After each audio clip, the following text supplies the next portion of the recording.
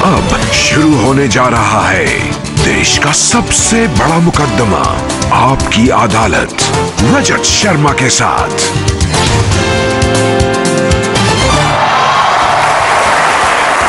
नमस्कार, आपकी अदालत में आपका स्वागत है। आज पूरे देश में कैसा माहौल है हम सब जानते हैं। पुलवामा में हुए आतंकी हमले के बाद देश के लोगों का खून खौल रहा है, लोगों के मन में आग है। प्रधानमंत्री ने कहा कि पाकिस्तान ने बहुत बड़ी गलती की है और यह भी कहा कि इस बहुत बड़ी गलती की बहुत बड़ी कीमत उन्हें चुकानी पड़ेगी।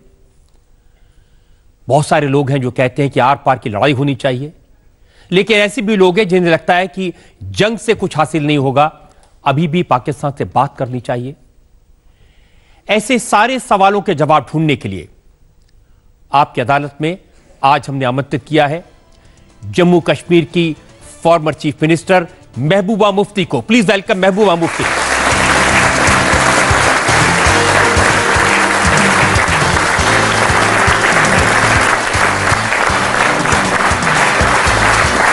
और आपकी अदालत में आज के इस खास मुकदमे के लिए हमारे जज हैं जाने माने पत्रकार संजीव श्रीवास्तव।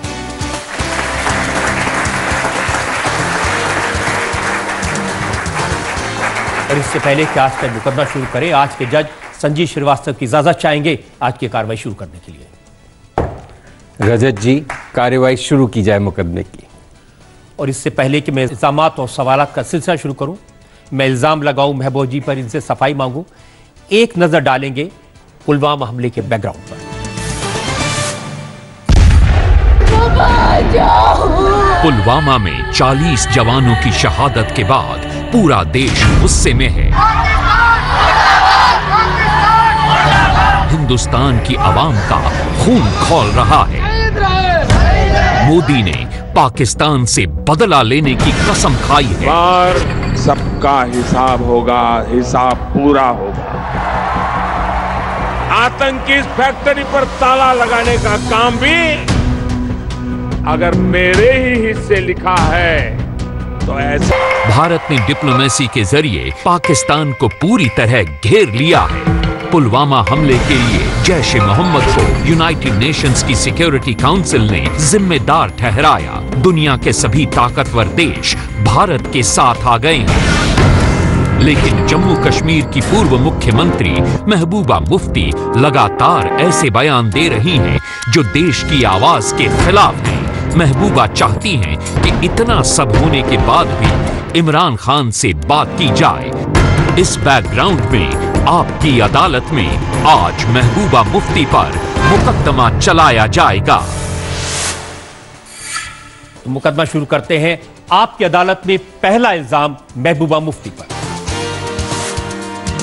आपकी अदालत में जम्मू कश्मीर की पीपल्स डेमोक्रेटिक पार्टी की प्रेसिडेंट महबूबा मुफ्ती पर इल्जाम है कि ये पाकिस्तान की हिमायत करती हैं।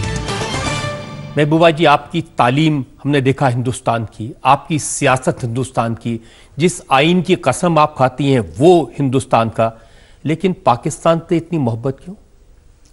देखिए, जिस पार्टी को मैं बिलोंग करती हूँ, पीडीपी, पीपल्स डेमोक्रेटिक पार्टी, इसको हमने बनाया ही था, नहीं तो आपने खुद ही बताया हम कांग्रेस में थे, मुफ्ती साहब भी थे, मेंबर पार्लियामेंट में सीएलपी लीडर थी, तो हमें कोई पार्टी छोड़ के नई पार्टी बनाने की ज़रूरत नहीं पड़ती।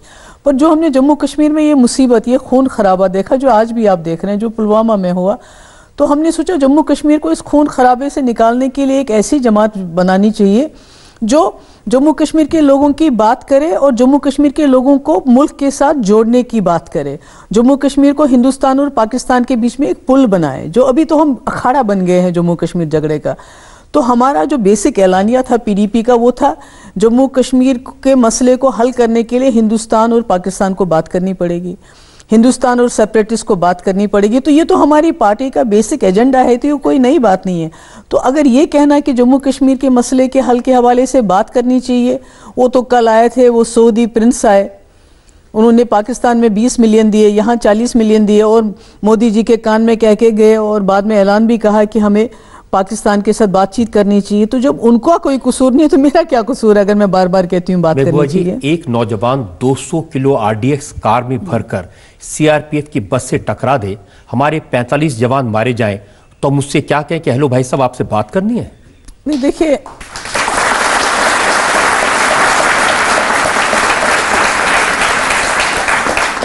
जो पुलवामा में हुआ उसके बारे में मेरे पास अल्फाज नहीं है, क्योंकि जब हम देखते हैं उनके घर वालों को तो दिल के टुकड़े हो जाते हैं, जिस तरह उनके बच्चे, उनकी माएँ, उनकी बीवियाँ रोती हैं।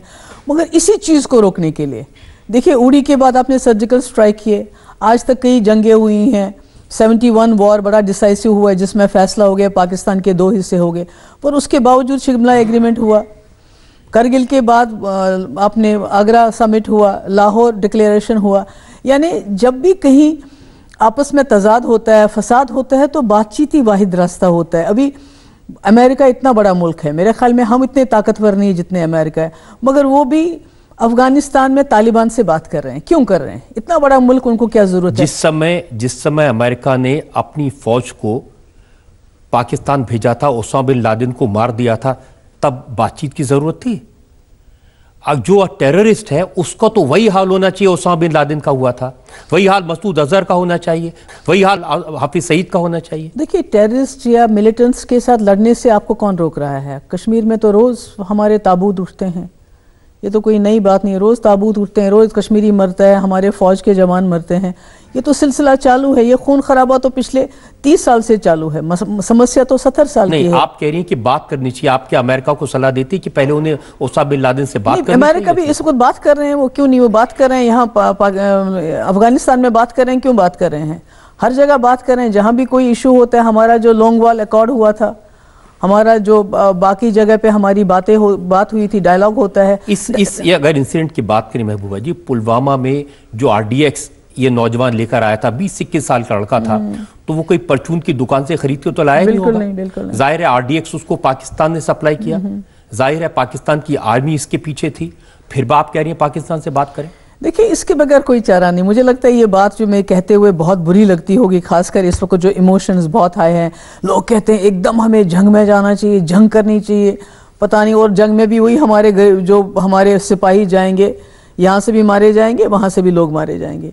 मगर मेरा ये कहने का मकसद है कि अगर हमको खून खराबा रोकना है, अगर हमने रोकना है कि हमारे बच्चे यतीम ना हो जाएं, हमारी बहनें बेवाएं ना हो जाएं, तो हमें इस मसले का हमेशा के लिए एक हल ढूंढना पड़ेगा, और वो सिर्फ बातचीत से होगा, उसके बगैर और कोई भी मसले का हल करने में कमी कहाँ रही? प्राइम मिनिस्टर ने नवाज शरीफ को सार्क लीडर के साथ में यहाँ बुलाया, नरेंद्र मोदी जी पाकिस्तान चले गए नवाज शरीफ से बात करने, क्या मिला?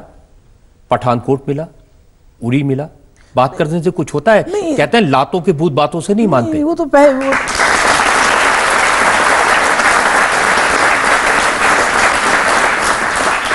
क्या ये सही नहीं है? हम 47 में जंग लड़ चुके हैं, 65 में हमारा जंग हुआ है, 71 में जंग हुआ, 99 में जंग हुई, हमारी बहुत जबरदस्त जंगें हुई। उसके बाद फिर बातचीत जब जंग हुई हमने पाकिस्तान को हराया है। उसके बाद क्या हुआ? उसके बाद क्या हुआ? हराने के बाद भी ये हो रहा है। तो आज आप फिर जाएंगे, मुझे नहीं लगता है कि हम जंग कर सकते हैं, क्योंकि दोनों कंट्रीज जो है न्यूक्लियर हैं, उनके पास भी न्यूक्लियर है, हमारे पास भी न्यूक्लियर है। हाँ, ये जरूर हो सकता है कि आप बॉर्डर पे जाके कोई वहाँ के कुछ लोगों को, मैं सिपाही भी नहीं मरेंगे, सोल्जर भी नहीं, मगर वहाँ जो गांव लोग हैं उनमें से कुछ लोगों को मार के वहाँ कुछ लोगों को यतीम करके आएंगे और हम बोलेंगे हमने जंग फतह कर ली, मगर उससे हमारा मसला हल नहीं होता है। महबूबा जी, जैश-ए मोहम्मद ने माना कि उन्होंने ये हमला करवाया, जिस आतंकवादी ने ये किया उसने अपना वीडियो पहले से रिलीज कर दिया था, उसके बाद भी आप कश्मीरी था, वो कश्मीरी था। ये सोचना चाहिए कि छोटे से जवान 20-21 साल का बच्चा, वो क्यों दिमाग में उसके ये आ रहा है? तो हमें जंग अगर करनी है तो इस आइडिया के साथ करनी है जो इस बच्चे के क्यों आ रहा है, मैं पूछ रहा हूँ किसने उसके दिमाग में ये भरा? वही तो बात है, क्यों ऐसा क्यों हो रहा है? क्यों हम इतना बड़ा मुल्क जिसके साथ हम हिस्सा हैं, हम बच्चों के दिमाग में वो बात नहीं डाल रहे हैं जो हम चाहते हैं?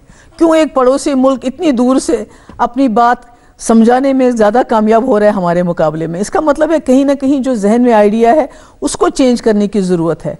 अगर लोगों के जहन में आज़ादी का आइडिया है, पाकिस्तान का आइडिया है, तो हमें कोई ऐसा आइडिया लेके आना चाहिए कि उस आइडिया को निकाल के हम अपना आइडिया डाल दें। जैसे हम बार बार कहते थे कि जम्मू कश्मीर को आप शिकंजे में बंद मत करो, इसके तमाम रास्ते खोल दो। अभी पाकिस्तान इस CPEC का हिस्सा बन गई है, पाकिस्तान की कंट्री, वो सेंट्रल एशिया में पहुंच गए। हमारी भी स्ट्रेटेजिक पोजीशन है जम्मू कश्मीर की।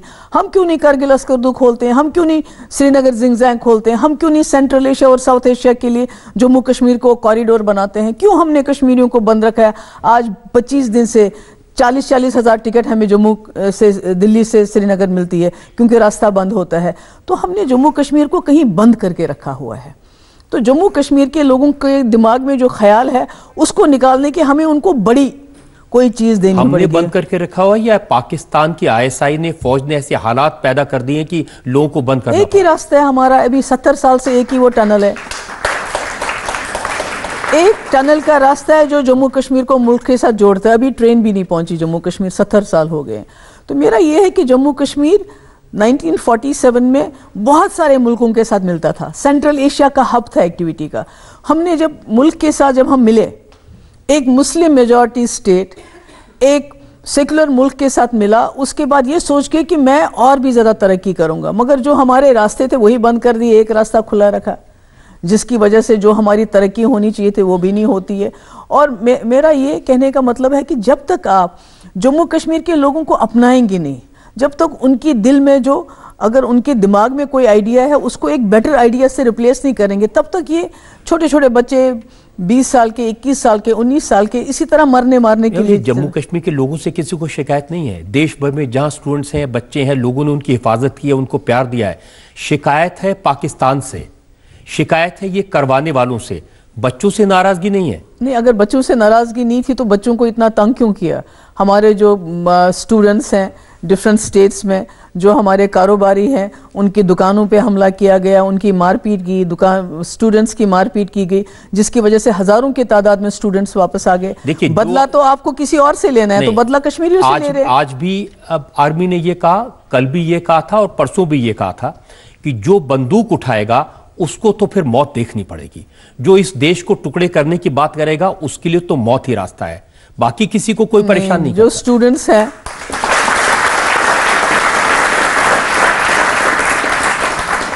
देखिए, जो मुल्क के कोने कोने में स्टूडेंट्स इस वक्त पढ़ते हैं। आपको याद होगा 90s में जब हालात खराब हो गए, हमारे तमाम लोग, हमारे बच्चे, स्टूडेंट्स पूरे मुल्क में आ गए और पूरे मुल्क ने बाहें खोल के उनका इस्तकबाल किया, उनको जगह दी। अदरवाइज कहाँ जाता कश्मीरी? मगर आज एक ऐसी सिचुएशन बन पड़ी कि जैसे कश्मीरी ही दुश्मन है, जैसे कश्मीरी ने हमला करवाया। तो उस तरह आप लोग को, आप भी बताइए लोगों को कि ये दुश्मन पाकिस्तान है। आप भी बताइए लोगों को दुश्मन ISI है, पाकिस्तान की फौज है, उससे लड़ना है। आप तो उनसे भी लड़ने को तैयार नहीं है। नहीं, देखिए, मैं कन्फ्रंटेशन के हक में तो मैं बिल्कुल नहीं हूँ। मेरा ये मानना है कि जो मसला दोस्ती से हल हो सकता है वो झगड़ा करने से नहीं हो सकता, क्योंकि हमसाए हैं हमारे। किससे दोस्ती करें? करनी इमरान पड़ेगी, खान से। पाकिस्तान के साथ बात करनी पड़ेगी, उसके बगैर कोई चारा नहीं है। There is no way out. जो इमरान खान आज भी ये कह रहे हैं कि हमें सबूत चाहिए, सबूत तो उनके पीछे बैठा है। रजत जी, मैं आपको ये बताना चाहती हूँ कि आज हम यहाँ बैठे हैं, अगर इसके बाद कोई हमारी जंग हो जाएगी, 1 साल के बाद आप मुझे फिर यही बुलाएंगे, फिर खुदा ना खास्ता अल्लाह ना करे कोई हमला होगा, फिर यही बात करेंगे। इससे जंग से कुछ होने वाला नहीं है। अगर कुछ निकलेगा, पाकिस्तान के साथ आप बात करो, उनको टेबल पे लाओ, उनको बोलो बताओ क्यों किया आपने ये हमला, उनको सबूत दे दो। और देखो, अगर इमरान खान नया प्राइम मिनिस्टर वहाँ आया है, उसको भी आजमाइए, उसको भी देखिए, चांस दे दीजिए कि क्या हुआ ये। क्योंकि मुझे लगता है कि वो एक इमेंसिपेटेड आदमी है और उसको, वो पाकिस्तान की तरक्की चाहता है। अगर वो पाकिस्तान की तरक्की चाहता है तो हिंदुस्तान के साथ दुश्मनी लेके वो तरक्की पाकिस्तान नहीं कर सकता। आप कह रहे हैं कि नए आदमी है, तरक्की चाहते हैं। पाकिस्तान के जो फॉर्मर प्रेसिडेंट है आसिफ जरदारी, उनका बयान मैंने देखा, उन्होंने कहा इमरान खान तो पाकिस्तान की फौज के हाथ की कठपुतली है। तब तो ज्यादा अच्छा है, क्योंकि पाकिस्तान की फौज और पाकिस्तान का वजीर आज़म अगर एक ही सोच के हो तब तो बात करना ज्यादा आसान है। क्योंकि मुशर्रफ जब थे उस वक्त वाजपेयी जी और उनकी काफी अच्छी बात चली थी, उस वक्त रास्ते खुले थे, बाकी चीजें हुई थी। आज अगर इमरान, पाकिस्तान की फौज उनको सपोर्ट कर रही है तो मेरे ख्याल में यही अच्छा वक्त है बात करने का, क्योंकि जो इमरान बात करेंगे वही फौज करेगी, जो फौज की मंशा होगी वही इमरान करेगा। ये बात सही है। जो उनकी पुरानी बेगम है रेहन खान, उन्होंने भी कहा कि जो बयान इमरान खान ने दिया था वो फौज ने लिख के दिया था, वो सिर्फ पढ़ रहे थे। तभी तो मैं कहती हूँ बहुत अच्छी बात है अगर इमरान खान के पीछे फौज है, क्योंकि फौज से ही हमारा झगड़ा है ना, पाकिस्तान में फौज के साथ ही हमारा जो है, हम कहते हैं लेना देना, कि यही फौज करवाती है। तो अगर इमरान खान फौज के एजेंट के तौर पे आप कहते हैं कि वो काम करें, तो वो तो अच्छी बात है, क्योंकि इसका मतलब है जो इमरान खान कहते हैं फौज उसका सपोर्ट कर रही है। अगर इमरान खान कहते हैं कि मैं दोस्ती का हाथ बढ़ाना चाहता हूँ, करतारपुर खोल दिया उन्होंने 70 साल के बाद, हमें उसको भी अप्रिशिएट करना चाहिए। इस समय देश के लोगों के मन में एक ही सवाल है, पुलवामा में हमारे जवानों को मारा, पाकिस्तान की फौज इसके पीछे है, और आप कह रही हैं उनसे बात कर लें। और जब बात करते हैं वो क्या कहते हैं, सबूत दे दो। जो पहले सबूत दिए थे उनका क्या किया उन्होंने? मेरा यही कहना है कि इमरान खान साहब को देखना चाहिए इस बारे में कि जो यहाँ ये हमला हुआ, अगर जैश ने उसको एक्सेप्ट किया, एक्नॉलेज किया, तो उनको वहाँ जैश में के जो लोग बैठे हैं उनके खिलाफ कार्रवाई करनी चाहिए। मगर उसके साथ साथ जो हमारे पास सबूत हैं हमको भी दे देना चाहिए। आजमाए हमने इतनी सारी बार 26/11 26/11 हुआ था तब भी सबूत दिए थे, पठानकोट हमला हुआ था तब भी सबूत दिए थे, डोजियर दिए थे, और ऐसे सबूत दिए थे जिनको झुटलाया नहीं जा सकता। क्या किया रजत जी? परेशानी हमारी है, परेशानी पाकिस्तान की नहीं है। लोग हमारे आप परेशानी पाकिस्तान की होगी, हमारी इस वक्त तो हमारी है ना।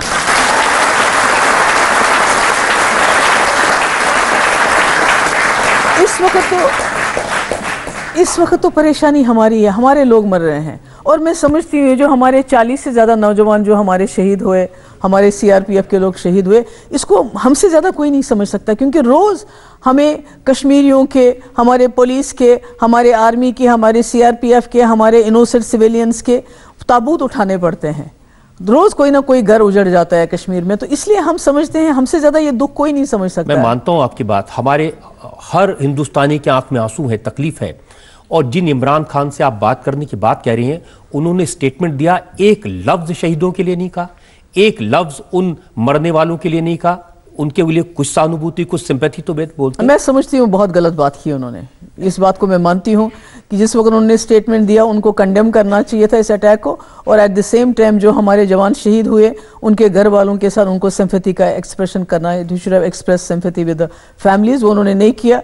मुझे लगता है बहुत बड़ी गलती की है। मगर उसके बावजूद मैं कहती हूँ कि अगर हमने आगे इस किस्म के शहादतें रोकनी है, देखिए ये सब लोग ड्यूटी करने के लिए आते हैं और वहाँ घर वापस जाने के बजाय ताबूत के अंदर वापस चले जाते हैं, तो क्या ये हमारा सबका फ़र्ज़ नहीं बनता है? क्योंकि आपने खुद भी सुना होगा फ़ौज क्या कहती है। फ़ौज के जो चीफ है HS हुडा, जो पहले थे कश्मीर में थे वहाँ पर, उसके बाद भट्ट साहब थे जनरल, इस वक्त सब कहते हैं कि जो आर्मी ने, जो जम्मू कश्मीर का कोई मिलिट्री सोल्यूशन नहीं है, जो आर्मी ने करना था, फौज ने करना था, हम अपना काम कर चुके हैं।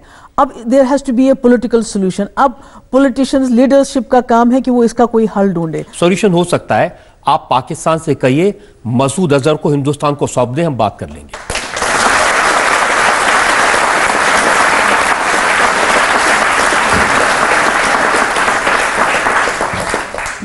मसूद अजहर के पीछे आप कश्मीरियों को क्यों सजा देना चाहते हैं? कश्मीरियों का क्या कसूर है? कश्मीर को कोई सजा अगर आपको अब तो सजा सिर्फ पाकिस्तान को देनी, सजा तो हमको मिल रही है। आप देखिए अभी हमला हो गया, वाघा बॉर्डर पे ट्रेड चल रहा है, अटारी वहां पर ट्रेड चल रहा है। आपने कौन से रास्ते सबसे पहले बंद किए? रावलाकोट बंद किया, मुजफ्फराबाद रूट बंद किया कारोबार के लिए। कुछ भी हो तो नजला तो कश्मीर पे गिरता है आपको। तो इसीलिए अब मौका है इस नजले को आर पार की लड़ाई से खत्म करने का, हमेशा के लिए बहुत हो गया। देखिए आप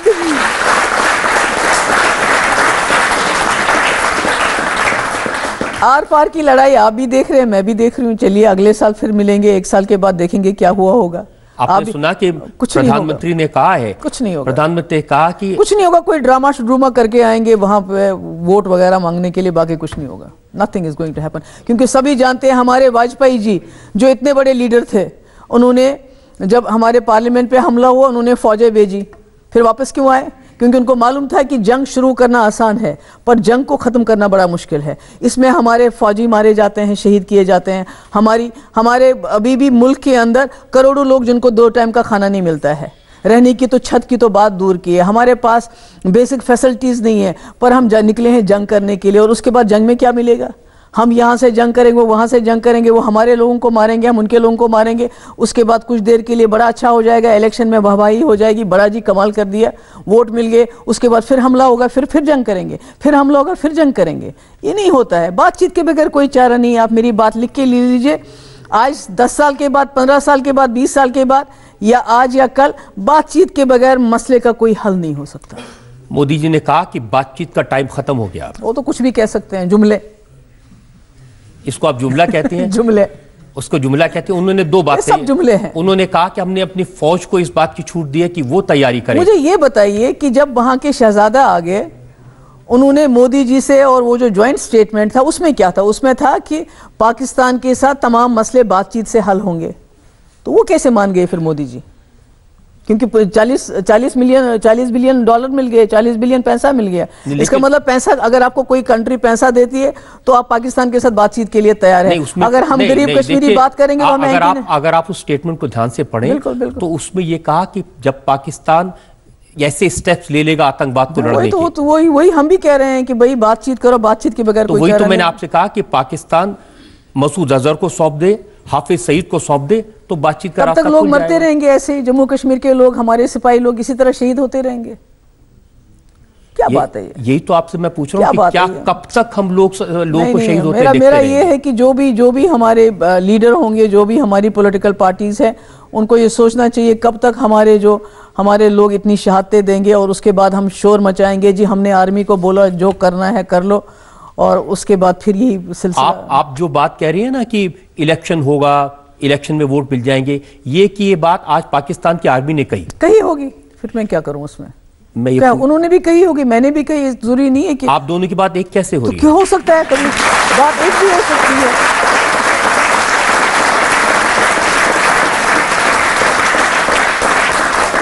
नहीं देखिए, ये तो मैं नहीं कहती हूँ, ये तो बहुत सारे लोग कहते हैं कि इस वक्त इलेक्शन की वजह से जो जबान इस्तेमाल की जा रही है, जो बातें कही जा रही है, उसका इलेक्शन के साथ भी बहुत लेना देना है। आप ये भी सजेस्ट करें कि पुलवामा का हमला भी इलेक्शन की वजह से हुआ? नहीं, वो मैं नहीं कह सकती, ऐसा नहीं। हमारे अपने जवान इतने शहीद हो गए, मैं ये बात कभी नहीं कह सकती। तो जब जवान शहीद हो गए तो जबान ना बोले, सख्ती से बात ना करें, क्योंकि इलेक्शन आने वाले हैं। नहीं, जो कर रहे हैं ना वो, जो ये जंग की बात कर रहे हैं, टीवी चैनल्स पे बात हो रही है, मैं कहती हूँ उनको भेजना चाहिए बॉर्डर पे जंग कर लड़ने के लिए, फिर उनको पता चलेगा। ये तो हमारे जवान जाते हैं बेचारे, वो जाके शहीद होके आते हैं, तो हम अपने घरों में और टेलीविजन चैनल्स पे बड़ी, अगर आपने ध्यान से सुना हो तो जंग की बात और बदला लेने की बात नेताओं ने कम की है, टीवी चैनल ने कम की है, हमारे आर्मी के लोगों ने की है, हमारे जो बहादुर जवान है उन्होंने की है। उनकी बात सुनकर जज्बा, हमारी आर्मी कभी जब बयान नहीं देती। जब मुझे इतना फख्र है अपनी आर्मी पे, हमारी आर्मी कभी। परसों जनरल ढिल्लों का बयान देखा था, उन्होंने कहा कि बहुत हमने बर्दाश्त कर लिया, अब बर्दाश्त करने की सीमा खत्म हो गई है, अब हम एक लेसन सिखाएंगे, सबक सिखाएंगे। मैंने जनरल भट्ट का बयान भी सुना, मैंने हुडा साहब, मिस जनरल हुडा का रिटायर्ड, उनका बयान भी आप सुना। रिटायर्ड की बात कर रही हैं, मैं जो आर्मी में सर्विंग है जो वहां रह के आए हैं, जो वहां रह के आए हैं, मैं उनकी बात कर रही हूँ। जो बार बार कहते हैं कि जो मिलिट्री ने काम करना था वो कर दिया, अब वक्त है पॉलिटिकल रेजोल्यूशन का सोल्यूशन। अच्छा, एक दो रिटायर्ड जनरल आज हमारे बीच में है, मैं उनसे पूछता हूँ उनकी क्या राय, अगर वो आपसे कुछ पूछना चाहते हैं। जी, I hope general Bakshi is not here. नहीं, general Bakshi is not here. आपने कहा पाकिस्तान से बात करो, किससे? पाकिस्तान आर्मी से, पाकिस्तान सिविलियन गवर्नमेंट से। जो आर्मी अपने कोटा में अपने ऑफिसर्स को कसम दिलवाती है कि हम 71 वॉर का बदला लेंगे, उसके डीएनए और सोच में कभी परिवर्तन आएगा? कभी नहीं। आप बातचीत करके दिखा दीजिए, मैं गारंटी देता हूं कभी सफल नहीं होंगे। पाकिस्तान के साथ चाहे वहां आपकी मर्जी का प्राइम मिनिस्टर होने वाला नहीं है, वहां के लोग उसको चुनेंगे, वहां की आर्मी हो सकता है आपके कहने के मुताबिक उसको चुनेगी, उसी के साथ बात करनी है। जिस तरह जनरल मुशर्रफ से हमने बात की थी, इसी तरह पाकिस्तान से बात करनी है। हमने इन्फिल्ट्रेशन बंद करवाना है, हमने मिलिटेंसी का सपोर्ट बंद करवाना है, हमने जम्मू कश्मीर के मसले के हवाले से बात करनी है, तभी जाके ये खून खराबा बंद हो सकता है। लेकिन आप ये मानती हैं कि अगर जंग हुई तो हिंदुस्तान की आर्मी पे इतनी ताकत है कि पाकिस्तान को अच्छी तरह से मजा चखा दे? मैं कुछ नहीं हो सकता, दोनों आपस में बराबर हैं इस वक्त, क्योंकि न्यूक्लियर पावर दोनों है, बहुत खतरा होगा। दोनों लोग नहीं मानेंगे, न्यूक्लियर पावर है दोनों। एक बार तारिक फतेह आपकी अदालत में आए थे तो कह रहे थे कि को छोड़ दीजिए, कहते हैं पाकिस्तान के न्यूक्लियर बम है उसमें फलूदा भरा हुआ। मेरे ख्याल में हमें ये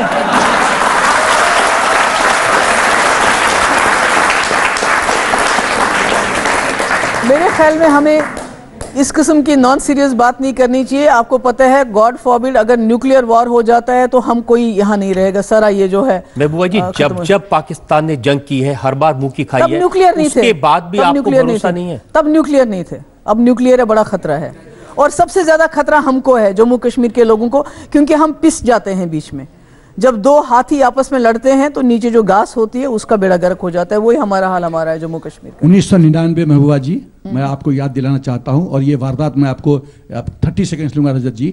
रात को प्रेसिडेंट ऑफ अमेरिका ने वाजपेयी जी को फोन किया कि मुशर्रफ कह रहे हैं कि न्यूक्लियर ऑप्शन इस्तेमाल करेंगे, और वाजपेयी जी का रिस्पॉन्स था कि मैं 20 से 50% हिंदुस्तान को राइट ऑफ करने के लिए तैयार हूं, लेकिन मैं आपको hold on please hold on, लेकिन मैं आपको आश्वासन दिलाता हूं कि पाकिस्तान कल का सूर्योदय नहीं देखेगा। कहा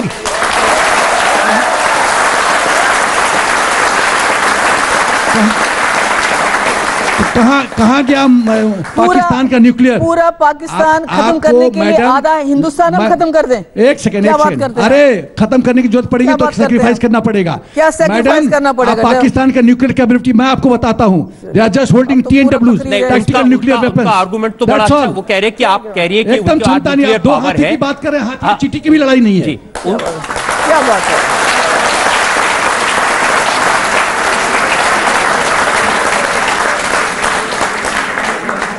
देखिए, इन्होंने खुद कहा, वाजपेयी जी ने कहा कि मैं 50% जो है अपनी सैक्रिफाइस देने के लिए तैयार हूं पाकिस्तान को उड़ाने के लिए। हमारा मुल्क बड़ा है, पाकिस्तान बड़ा है, हमारे मुल्क के आधे के बराबर है पाकिस्तान के। इसीलिए वो कह रहे हैं कि हाथी और चींटी की लड़ाई होगी। पाकिस्तान को उड़ाते उड़ाते हमारा आधा मुल्क उड़ जाएगा तो क्या फायदा? क्या बात करते हैं आप? महबूबा जी देखिए, अपने जिस्म को काटेंगे क्या?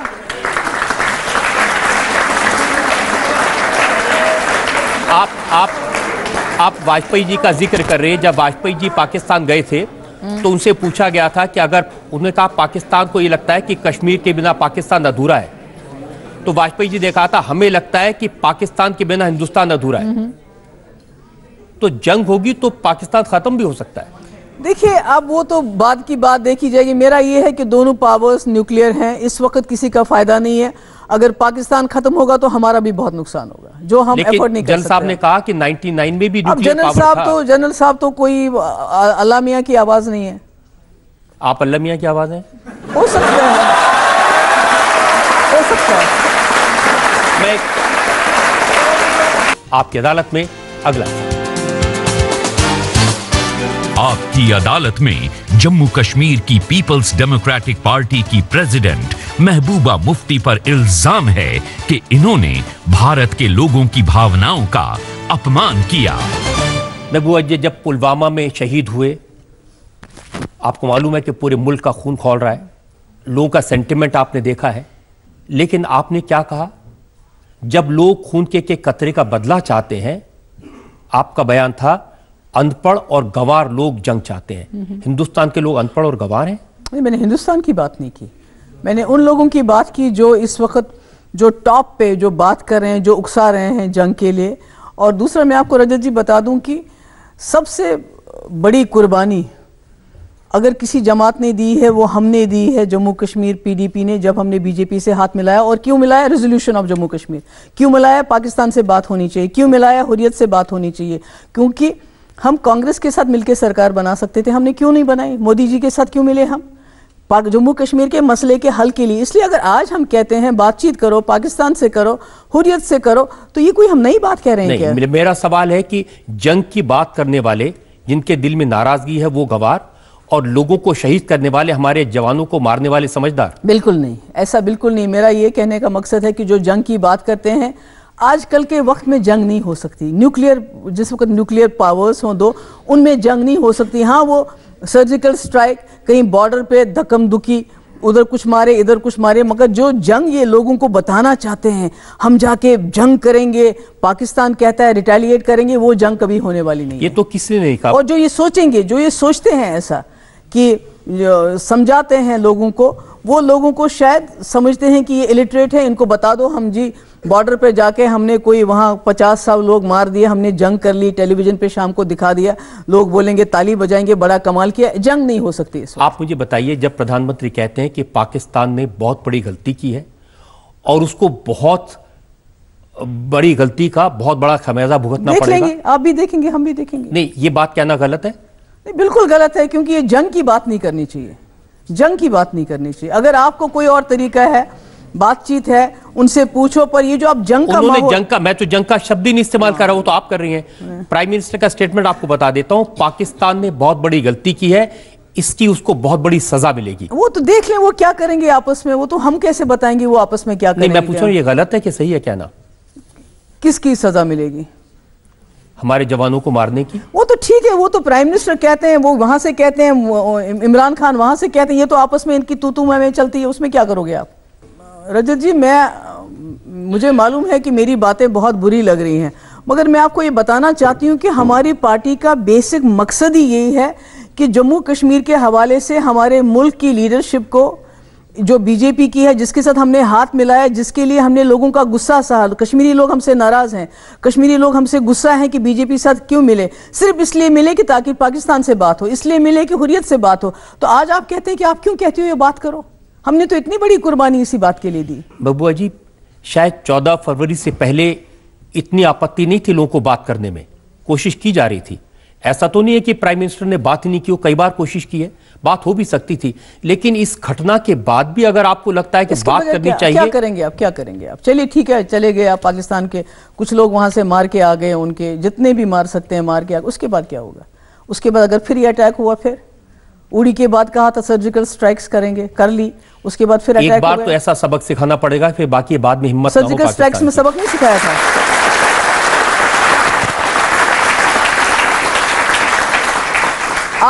आपको लगता है सर्जिकल स्ट्राइक्स में सबक नहीं सिखाया था? जो नहीं सीखता क्या करे? मैंने आपसे कहा है कि लातों की बातों से नहीं मानते। कहां तक जाएंगे आप? कब तक जाएंगे? आप कुछ पूछना चाहते हैं? जी हाँ, 70 साल हो गए महबूबा मुफ्ती जी बातचीत करते हुए, और 70 सालों में आपकी बातचीत से कुछ नहीं हुआ है। बार बार अभी आप कह रहे हैं कि उनके पास परमाणु हथियार है। इस धमकी से मेरा नहीं ख्याल है अभी हिंदुस्तान डरेगा। एक बार जब ये डर पैदा हो जाता है कि उनके पास हथियार है, तो ये पाकिस्तान इस प्रकार की हरकतें करता जाएगा। जो भी करना है, यही समय है अभी करने का, पाकिस्तान को सबक सिखाने का। समझदारी से ये कह रहा हूँ, एक फौजी होने के नाते ये हमें करना ही पड़ेगा।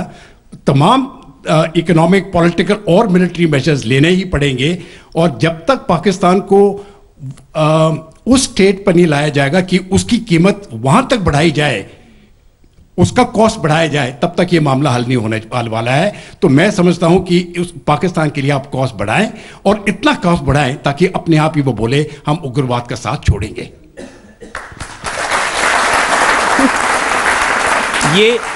ये उस फौजी की आवाज है जो देश के लिए सरहद पर जाकर लड़े, जान देने वाले लोग। जनरल साहब ये तो बता रहे हैं कि 70 साल से बात करें, पर जनरल साहब ये बताना भूल गए 70 साल से हमने 4 जंगें भी लड़ी हैं। उन जंगों के बाद क्या हुआ? उसके बाद क्या हुआ?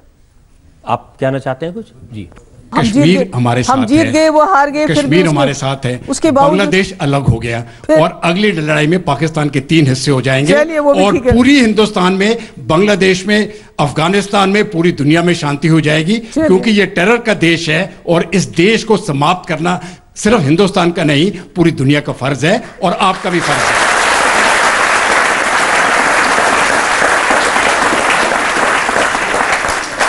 अगर आप ऐसा सोचते हैं तो मैं क्या करूं आपकी सोच का। चाइना पाकिस्तान के साथ, अमेरिका पाकिस्तान के साथ, सऊदी अरब पाकिस्तान के साथ, रशिया पाकिस्तान के साथ, हम कह रहे हैं उनको आइसोलेट कर रहे हैं। हम उनको आइसोलेट, कौन सा आइसोलेट कर रहे हैं? आप जब ऐसी बातें करते हैं इसीलिए आपको कहते हैं पाकिस्तान की खाला है ये।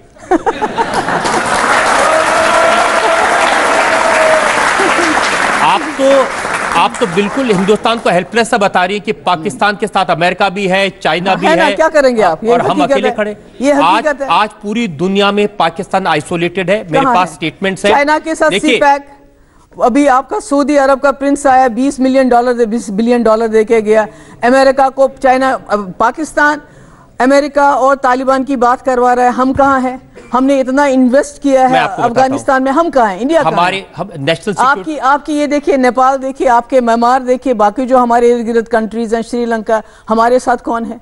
मेरे पास रिपोर्ट्स है। National security adviser Ajit Doval ने बात की फ्रांस से, रशिया से, अमेरिका से। वो खुद नहीं लड़ पाते हैं अपनी उनको अमेरिका से भी बात की, रशिया से बात की, और सबने कहा कि हम हिंदुस्तान के साथ हैं। अमेरिका को पाकिस्तान की जरूरत है स्ट्रेटेजिकली। वो अमेरिका को सपोर्ट कर रहे हैं बिकॉज तालिबान इसको डायलॉग करा रहा है, पाकिस्तान अमेरिका का डायलॉग करा रहा है चाइना ने सी पैक बनाया, चाइना इन्वेस्ट कर रहा है इस वक्त पाकिस्तान में। सऊदी के वो कहते हैं हम बाई बाई हैं, हमको तो दोस्त कहते हैं, उनको बाई बाई कहते हैं। इसलिए जो पावर्स मैटर करती हैं, रशिया जो पहले हमारे बहुत क्लोज था, पाकिस्तान के एंटी था, आज वो भी पाकिस्तान के साथ उसके बहुत अच्छे रिलेशंस हैं। जो हम पाकिस्तान कटोरा लेके दुनिया में भीख मांग रहे हैं, आप कह रहे हैं लोग उनके साथ हैं।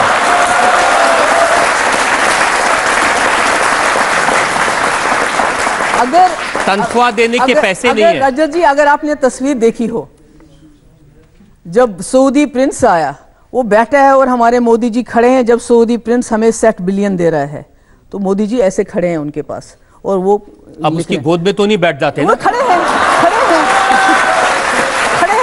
ऐसे खड़े हैं। मैंने पैसे की बात है। कोई कटोरा लेके भीख मांगता है, कोई खड़े होके भीख मांगता है। आपने मोदी जी की बात तो कर दी, आपने ये नहीं बताया कि इमरान खान उनके ड्राइवर बन के अपनी कार में लेके गए।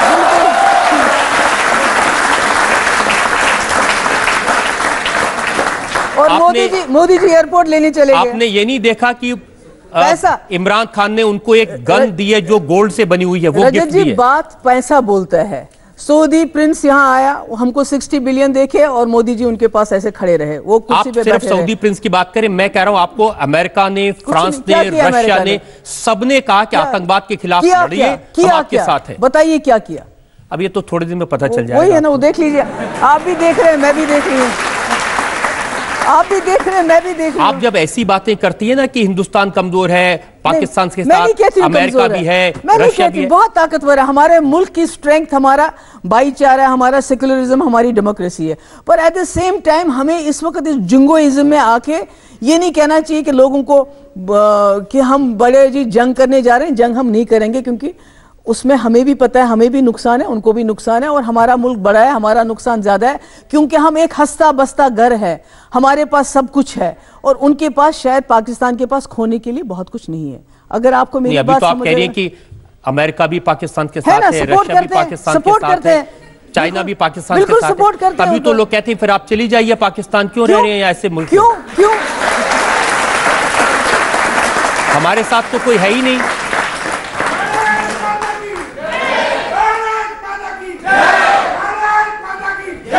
आपको लगता हमारे साथ तो कोई है ही नहीं। आपको जम्मू कश्मीर कश्मीरियों के बगैर चाहिए, इसलिए आप हर मुसलमान हर कश्मीरी को बोलते हो पाकिस्तान चले जाओ। नहीं, जो ऐसी बातें करते हैं। नहीं, बातें क्यों नहीं?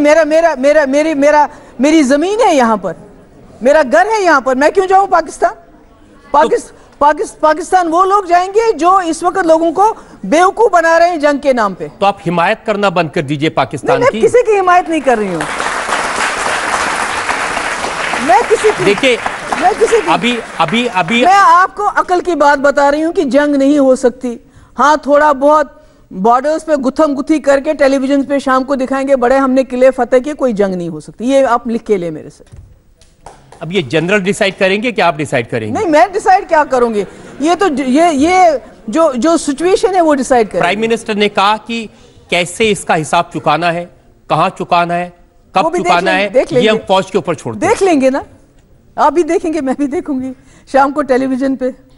मैंने तो शाम को टीवी पे एक तस्वीर देखी थी, कश्मीर में जब आर्मी में रिक्रूटमेंट हुई थी, बहुत अच्छी बात, 2000 से ज्यादा बच्चे वहां खड़े थे। 2000 नहीं, 2500, 150 असामियां थी, 2500 लोग हैं।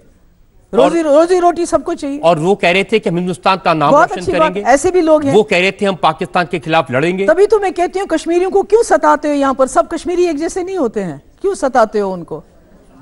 क्यों सताते हो? हम तो आपको भी बहुत प्यार करते हैं, आपको चीफ मिनिस्टर बनाया लोगों ने प्यार करके, लेकिन आप पाकिस्तान से साथ देती हैं तो बड़ा खराब लगता है। पाकिस्तान का साथ नहीं दे रही हूं मैं ये कह रही हूं जो हकीकत है कि हम जम्मू कश्मीर के लोग फंसे हुए हैं बीच में। आप कहां फंसे हुए? देखिए, नवजोत सिंह सिद्धू कह रहे हैं बातचीत कर लीजिए, जब उनके खिलाफ कोई बोलता है आप उनका सपोर्ट करती हैं। नहीं, मैं तो हर एक इंसान के साथ हूं जो बातचीत की बात करता है। बातचीत के बगैर क्रिकेटर्स की तस्वीरें अगर स्टेडियम से हटा दी आपको वो भी खराब लगता है? मसला हल हो गया? नहीं, नवजोत सिद्धू को शो से निकालो, मसला हल हो गया।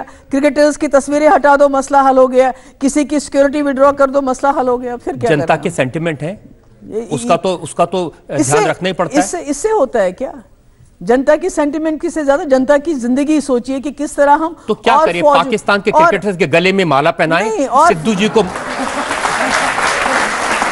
क्या करें? सिद्धू जी इमरान खान की तारीफ करें, उनको सिर पे बिठाएं, क्या करें? देखिए ये जो आप कपिल शर्मा को हटा के शो सिद्धू जी को दे, मेरे ख्याल में ज्यादा इंटरेस्टिंग हो जाएगा वो शो अगर आप सिद्धू जी को दे देंगे। It will be more interesting. देश की जनता देखेगी नहीं अब। हाँ? यहां लोग बैठे, आप पूछ लीजिए कितने लोग हैं जो सिद्धू का शो देखेंगे? मैं आपसे सिर्फ ये कह रहा हूं कि जो देश की जनता की भावना है उसको आप समझिए। मैं हर भावना को समझती हूँ, और क्योंकि मैंने पहले भी कहा हमसे ज्यादा, कश्मीरियों से ज्यादा इस तकलीफ को कोई नहीं समझ सकता है। रजत जी, हम रोज ताबूत उठते देखते हैं, रोज जवान जो बच्चा जिसको 2 महीने भी नहीं होते उसको बंदूक कभी पकड़नी नहीं आती, शाम को उसकी लाश पहुंचती है और हजारों की तादाद में लोग उसके मैयत में शामिल हो जाते हैं। तो इसी तरह से जब यहाँ के जवान आते हैं, चाहे सीआरपीएफ आर्मी के लोग आते हैं, यंग होते हैं, यंग ऑफिसर्स होते हैं, वहां से ताबूत में वापस जाते हैं, तो आप क्या समझते हैं हम कोई पत्थर के लोग हैं? हमारा दिल नहीं टूटता। पर हमारा ये मानना है कि जंग से इस मसले का हल नहीं होगा, जब भी होगा बातचीत से होगा। लेकिन ये जंग की शुरुआत तो पाकिस्तान ने की है ना। ये 45 सीआरपीएफ के जवानों को, निहत्थे जवानों को जो सिर्फ जा रहे थे, उनको मार के शुरुआत किसने की? नहीं, हुआ तो कश्मीर में, गाड़ी तो कश्मीर की थी, लड़का तो कश्मीर का था, और इसमें मैंने पहले भी कहा कहीं ना कहीं हम लोगों की कमाल है। बिल्कुल आप वो वर्ड्स कह रही हैं जो अब से थोड़ी देर पहले पाकिस्तान की आर्मी ने कहे हैं। मेरी बात तो पूरी, उन्होंने भी यही कहा थी।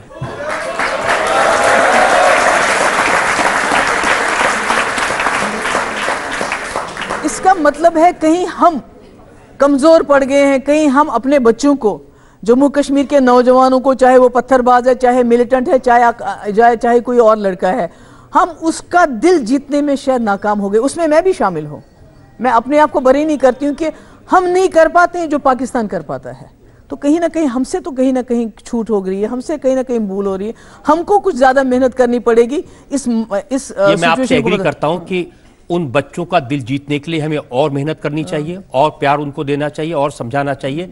लेकिन आप मेरे साथ एग्री कर लीजिए कि पाकिस्तान को भी सबक सिखाना चाहिए। किस तरह से? बातचीत करो, उनको बताओ क्या क्या हो रहा है। आपको लगता है कि आज भी 70 साल बाद पाकिस्तान पठानकोट मैं जंग के हक में नहीं हूं, लेट मी टेल यू, मैं जंग के हक में नहीं हूं। नहीं, मैं जंग नहीं कह रहा हूं, मैं कह रहा हूं सबक सिखाना चाहिए। सबक क्या है मतलब? और कैसे सबक सिखा सकते हैं, और क्या कर सकते हैं? मुझे बताइए क्या करेंगे आप? मैं किसी भी कॉन्फ्रंटेशन के हक में नहीं हूं। आप कह रहे हैं कि आप पानी बंद कर देंगे। कितना सादा, कितना मासूम समझ रखा है अपने लोगों को। आप दरियाओं का पानी बंद कर देंगे, कैसे करेंगे? अरे सबसे ज्यादा बिजली जम्मू कश्मीर के दरियाओं से प्रोड्यूस होती है। सारे मुल्क को हम बिजली देते हैं, जम्मू कश्मीर अंधेरे में है। फिर आप कहते हैं जम्मू कश्मीर के लोगों की बात करते हैं आप। जम्मू कश्मीर को ना बिजली देने में कोई कमी है, ना पैसा देने में कमी है, लेकिन जो सब्जी बेचने वाले हैं वो कह रहे हैं पाकिस्तान को हम टमाटर भी नहीं देंगे। तो अच्छा है ना, टमाटर नहीं देंगे, फोटो उनकी उतारेंगे, सिद्धू को शो से निकालेंगे, तो मसला हल हो गया। और क्या चाहिए? हो गया ना मसला। आपको ये बातें इतनी बुरी क्यों लग रही हैं? छोटी छोटी, मेरा ये है कि समस्या इतनी बड़ी है। 70 छोटी बातें करे नहीं, जंग करे नहीं, समस्या इतनी बड़ी है, इतने सारे लोग शहीद हो रहे हैं, और आप टमाटरों पे आ जाते हैं, और आप इसका मसला सिर्फ बस जी जंग करनी। जब वहां उनको 150 रुपए किलो टमाटर खरीदने को मिलेगा तो शायद अपनी सरकार प्रेशर बनाएंगे। अच्छी है, अगर वो लगते हैं आपको तो करें ना, अच्छी बात है। सिर्फ देखिए मैं मुझे मोटी सी बात यह है, गंभीर बात यह है कि किस लिए पाकिस्तान प्रेशर बना रही? इसलिए कि पाकिस्तान अपने यहां जो आतंकवाद की फैक्ट्रियां हैं उनको बंद करे, पाकिस्तान टेररिस्ट को पनाह देना बंद करे, हथियार देना बंद करे, पैसा देना बंद करना चाहिए उनको, क्योंकि उनको खुद भी इतने रोज ब्लास्ट होते हैं, रोज वहां लोग मरते हैं। अगर उनका कंट्रोल होता तो उन्हीं को पहले बंद कर देते वो। अगर उनका इतना कंट्रोल होता, ये जो वहां पे जो टेररिस्ट बैठे हैं, तो उनके यहाँ क्यों टेररिस्ट अटैक रोज होते हैं? क्यों वहां रोज मरते हैं? क्यों 40-40, 50-50? क्यों उनके स्कूल में 150 बच्चा मर गया? आपका लगता है कि उनको सारा कंट्रोल अपने हाथ में है? तो आप कह रहे हैं हाफिज सईद जो वहां सड़कों पे घूम रहा है उस पर कोई कंट्रोल नहीं है पाकिस्तान का? नहीं, जो बाकी जो टेररिस्ट एक्टिविटीज करते हैं, अगर कंट्रोल होता तो फिर वहां तो कोई टेररिस्ट एक्ट होना ही नहीं चाहिए था। वो तो हमसे ज्यादा वहां टेररिस्ट एक्ट्स होते हैं। मैं मानता हूं आपकी बात कि उन पर कोई कंट्रोल नहीं है, लेकिन हाफिज सईद, या मसूद अजहर, वो तो खुलेआम घूम रहे हैं, उनको तो भारत को सौंप दे, जो मैंने पहले कहा। उनके खिलाफ उनको अगर कोई जो हमने सबूत दिए उनको कार्रवाई करनी चाहिए। दे शुड टेक, बिल्कुल मैं कहती हूँ कि उनके खिलाफ अगर हम सबूत दे रहे हैं तो एक्शन लेना चाहिए उनको, उनके खिलाफ। ये आपने बहुत देर बाद अच्छी बात की है कि हाँ, लेना चाहिए एक्शन, लेना एक्शन। बिकॉज अगर हमने उनको सबूत दिए हैं, उनको कोर्ट में जाके उनके खिलाफ एक्शन लेना चाहिए अगर सबूत है हमारे पास। आप तो जानती हैं कि सबूत दिए हैं, आप तो चीफ मिनिस्टर थी उस वक्त में जब सबूत दिए हैं। नहीं, वहां भी उनके कोर्ट में भी वो सबूत चलने चाहिए ना, हम तो कुछ भी कह सकते हैं, वहां भी अगर चलेंगे तो उनको एक्शन लेना चाहिए उनके खिलाफ, क्यों नहीं लेना चाहिए। आप ये इतना बता दी, क्या आपको लगता है कि जो हमारे यहाँ आतंकवादी गतिविधियां होती हैं, क्या उसमें पाकिस्तान का इन्वॉल्वमेंट है या नहीं है? बिल्कुल है, इन्वॉल्वमेंट है, मगर उसमें जम्मू कश्मीर के अपने लोगों की भी मर्जी शामिल है। क्यों शामिल है? क्यों जम्मू कश्मीर के लोग आज़ादी चाहते हैं? क्यों वो पाकिस्तान के साथ जाना चाहते हैं? इसका जवाब हमें ढूंढना पड़ेगा, इसका हल हमें ढूंढना पड़ेगा। और पाकिस्तान इट्स लाइक जब आपके घर में झगड़ा हो रहा हो तो बाहर का आदमी उसका नाजायज फायदा उठाता है। आपने खुद ही बताया था कि जम्मू कश्मीर में 22 जिलों में कोई गड़बड़ नहीं, सिर्फ 5 ऐसे गलत है, ये भी गलत है, ये भी गलत फहमी है लोगों को कि सिर्फ 5 जिलों में। तो आपने ही बताया था पिछली बार आपकी अदालत में कि 5 डिस्ट्रिक्ट में। नहीं, वो तो 2016 की जो एजिटेशन हुई वो ज्यादा साउथ कश्मीर तक महदूद रही। बाकी जहां तक मिलिटेंसी का सवाल है, जहां तक लोगों के जो रेजिस्टेंस का सवाल है, वो हर जगह है, कश्मीर की हर जगह वो चीज आप पाई जाती है, उस किस्म का जज्बा पाया जाता है। तो इसके लिए तो पाकिस्तान को तो रोकना ही होगा।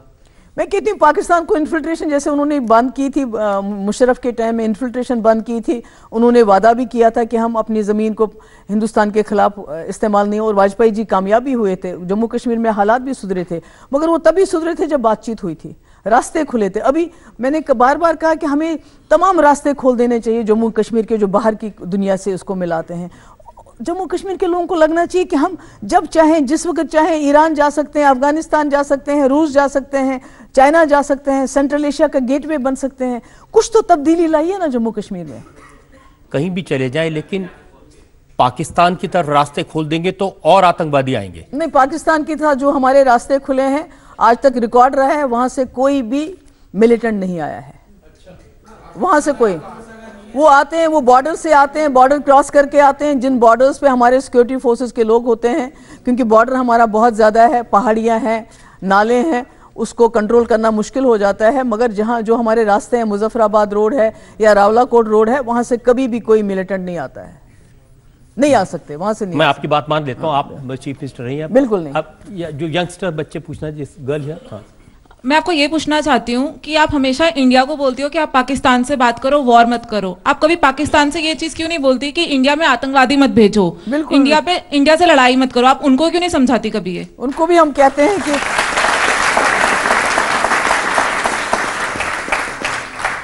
उनको भी मैं इस वक्त यहाँ इस स्टूडियो के यहाँ के माध्यम से कहना चाहूंगी, जो इमरान खान है वहाँ, कि भाई आप जो है जम्मू कश्मीर में जो इन्फिल्ट्रेशन है उसको बंद कर दीजिए, सपोर्ट करना बंद कर दीजिए और डायलॉग के टेबल पे आके बातचीत कर लीजिए। जी, आप मैम, आपको नहीं लगता कि वहाँ के लोग आते हैं, वहाँ से टेररिस्ट आता है, यहाँ पे बम ब्लास्ट करके चले जाते हैं, हमारे जवान मर जाते हैं, हमारे जवानों को यहाँ से रोक दिया जाता है कि वो यहाँ से कुछ ना करे, वॉर आप रुकवा देते हो? तो आपको नहीं लगता कि बातचीत करके आप वॉर रुकवाने से इंडिया में भी आप यूथ को प्रमोट कर रहे हो कि वो भी अब टेररिस्ट की तरह ही जाकर के अपने जवानों का बदला लें? क्योंकि वॉर आप रोक दोगे तो कहीं ना कहीं से तो हमारा भी गुस्सा फूटेगा ही। देखिए, मैंने पहले भी कहा है कि war is not a very simple, जो हम वॉर को हमने बड़ा आसान सा चीज बनाया है कि जैसे यहाँ से गए और वहाँ से लड़के हम वापस आ गए। आजकल की इस वक्त की वो वॉर जो है, it's not that conventional war नहीं है, it's going to be a different war, जिसमें हम भी बर्बाद हो जाएंगे, वो भी ख़त्म हो जाएंगे, और उससे हमारा किसी का फ़ायदा होने वाला नहीं। और मैं नहीं समझती हूँ कि किसी भी चीज़ का जो हल है वो जंग है, जंग किसी चीज़ का हल नहीं है। और मैं आपके जज्बात को समझती हूँ, I understand your emotions, I can imagine, I can relate कि जब कोई घर का कोई हमारा फौजी मारा जाता है, शहीद किया जाता है, तो क्या गुजरती है, पर जंग कोई ऑप्शन नहीं है। आपकी अदालत में अगला हिस्सा। आपकी अदालत में जम्मू कश्मीर की पीपल्स डेमोक्रेटिक पार्टी की प्रेसिडेंट महबूबा मुफ्ती पर इल्जाम है कि इन्होंने आतंकवादियों को संरक्षण दिया। महबूबा जी, लोग कहते हैं कि जैसे पुलवामा में जो हमला हुआ वो कार उस बस तक नहीं पहुंच पाती अगर बैरिकेड्स लगे होते। और जनरल बख्शी ने यह कहा कि आपने वो बैरिकेड्स हटवाए, उसकी वजह से नौजवान वहां तक पहुंच पाया। देखिए, अब जनरल बख्शी की बात का मैं क्या कहूं, जिस वक्त की वो बात कर रहे हैं, एक 2014 का टाइम है ये।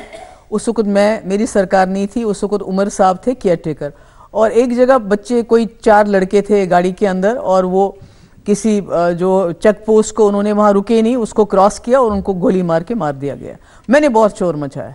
उस वक्त हमारे डिफेंस मिनिस्टर थे अरुण जेटली साहब। मैंने बहुत शोर मचाया, हमने प्रोटेस्ट निकाले, हमने कोर कमांडर से मिले, और उसके बाद अरुण जेटली का स्टेटमेंट आया कि जो भी इसमें मुलविस होंगे उनके खिलाफ सख्त कार्रवाई, लोग थे जिन्होंने वो गोलियां चलाई थी उनके खिलाफ कार्रवाई होगी। और इससे पहले जब मुफ्ती साहब पहले चीफ मिनिस्टर बने 2002-2003 में, तो रात को टनल 6 बजे बंद हो जाता था। हमने रात को टनल को खोल दिया, रास्ते में हर जगह चेकिंग होती थी, हमने वो चेकिंग्स हटा दी। तो ये सही है कि आम लोगों को इस तकलीफ से निकालने के लिए कि उनको हर जगह रुकना पड़े, गाड़ी चेक करवानी पड़े, और उससे ये हुआ कि मुफ्ती साहब के उस इकदाम से कि जम्मू कश्मीर के हालात एकदम बदल गए। 2002 से लेकर 2005 तक उसको गोल्डन पीरियड ऑफ, सुनहरी दौर कहा जाता है जम्मू कश्मीर का, वो तभी मुमकिन हुआ जब हमने सिक्योरिटी फोर्सेस के साथ मिलकर कुछ ऐसे कदम उठाए, ऐसे चीजें की जिससे लोगों को आराम मिला, सुकून मिला। लेकिन अगर चेकिंग होती, बैरिकेड होते, तो आरडीएक्स से भरी हुई कार वहां तक नहीं पहुंच पाती। चेकिंग जहां चाहिए होती वहां रखी हुई है, ऐसा नहीं है कि कहीं चेकिंग नहीं है। जहां जहां आर्मी को चेक पोस्ट चाहिए होते हैं वहां पर चेकिंग है। ये जनरल बख्शी का कहना कि इसने 3 चेक पोस्ट हटा दिए, ये सही नहीं है, गलत बोलते हैं, उनको पता ही नहीं है, वो एकदम आ जाते हैं उसमें। I don't know why he does that. कोई भी पूरा देश इस समय इस तरह के गुस्से में है, गुस्से में, वो ठीक है, आई अंडरस्टैंड दैट, मैं समझती हूँ, गुस्सा होना भी चाहिए। लोग तो ये भी बताते हैं कि आपने सीज फायर करवाया था जबरदस्ती, आपने वन साइडेड सीज फायर करवाया था और उससे इन आतंकवादियों को रीग्रुप होने का टाइम मिला। देखिए रजत जी, अगर आप देखेंगे ये लड़के छोटे छोटे हैं जो इस वक्त मारे जाते हैं, कोई 19 साल का, कोई 20 साल का भी बंदूक पकड़नी भी नहीं आती है, बंदूक उठा के चलते हैं और मारे जाते हैं। तो मैंने सोचा था कि क्यों ना हम रोक लें इसको। अगर 1 महीने चला, उसको 6 महीने चलना चाहिए था सीज फायर को।